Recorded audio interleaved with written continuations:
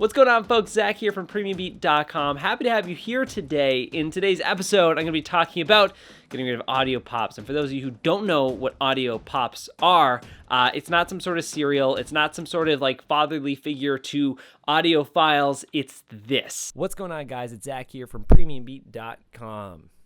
Now, having these audio pops just are really distracting. It's not natural. And a quick tip for anything video, the less natural it is, the less humanistic, realistic, naturistic it sounds or looks or feels, it's a harder time getting the audience captivated.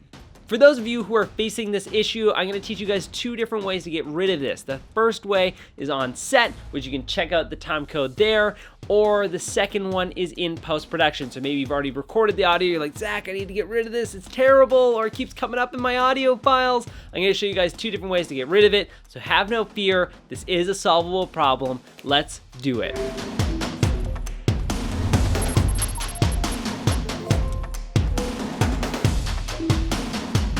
So the first one is when you're on set. This is when you're recording the audio. There's a couple like audio recording tricks. The first one is actually just to get some sort of audio diffuser. So whether that be like a dead cat, if you're utilizing something like a shotgun mic, or let's say you're using like some sort of podcast microphone, you can actually do like a clip-on diffuser, which sort of comes a little bit off of the microphone. And that way it's sort of catching all your pa, your peas, your wha, buzz, thuzz, thuzz, a pretty good one, sa, anything that's really loud, your spit, it just sort of captures all of it, and that stops it all. If you guys are looking to buy one, there will be a link to it in the description below. Let's say you don't have one of those, let's say you're recording off your cell phone, or you have like your portable audio recording device and you don't have a diffuser. One quick trick that I use is I literally lift my shirt up and I record my audio into my shirt. I'm not joking, and that is a really good run and gun diffuser that you guys can use to stop the hard puff sounds. But let's say for some reason you don't have a shirt, you don't have any sort of diffuser, your arm is being twisted to get this audio recorded right away. What you need to do is to think ahead, so whenever your talent or possibly you is recording the audio and you're saying anything, let's say like popcorn, you would go popcorn. You'd say the pa a little bit away from the microphone so it doesn't pick it up. This is like a thing that a lot of like voiceover talent already knows, but if for someone who's kind of new to this field, this is something that you can start implementing right away. So if I were to say like Powerpuff Girls, I would go Powerpuff Girls. Okay, now let's get into post-production. Let's say you've recorded the audio, you're going crazy, you're like, Zach, I really need to get rid of these audio files, and recently I had to do this on a project, so I'm gonna show you guys really quickly on how to get rid of it. Now, let's go into the edit and try and solve this problem. Now, there's two reasons why this would actually happen. The first reason is you probably recorded it on set, and that's why you're getting that loud bleep.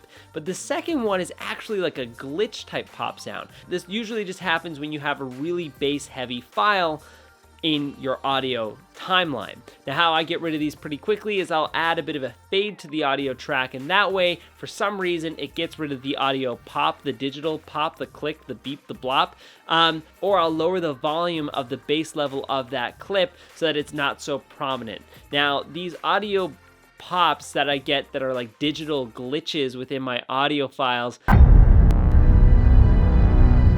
I've been getting those for years now, and it usually just happens when I use like the cinematic boom sound effects or really bass heavy sounds.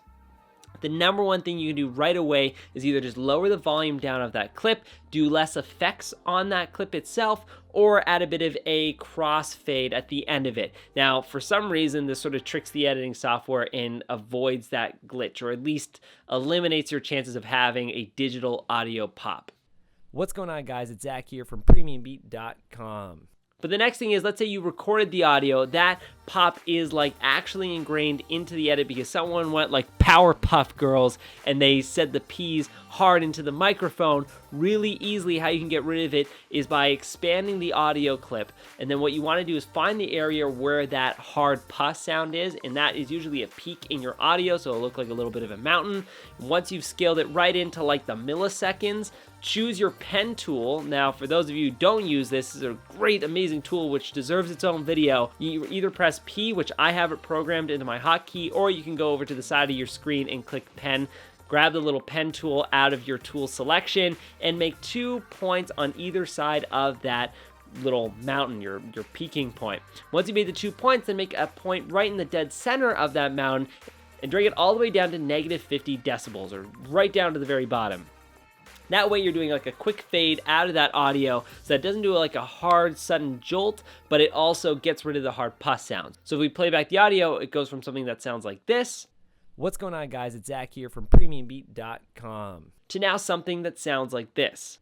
What's going on, guys? It's Zach here from PremiumBeat.com. So there you guys have it. That is how you can get rid of the hard audio pops in your videos really effectively in about 3 or 4 or 5 different ways. Trying to like get rid of these has been a huge nuisance in my like whole filmmaking career as an editor, as someone who has to like fix up audio. So if you guys are facing any sort of pops, whether it's a glitch in the audio recording itself or a glitch in post-production, these are quick ways to get rid of it. If you guys have other solutions that you use all the time, or perhaps I didn't say enough about this, write that in the comment section below. I'd love to hear how you guys can get rid of it in different formats. Outside of that, keep making some great stuff. And if you guys are interested in looking at what PremiumBeat has available, you like what I'm talking about here, you want to take a look at some more really interesting content, you guys can check out The Beat, which is a blog post created by other amazing filmmakers out there. There's amazing articles talking about everything from cinematography to editing techniques to some free downloads that you guys can get. As always, I'm Zach. Thanks for tuning in, and I'll see you guys later.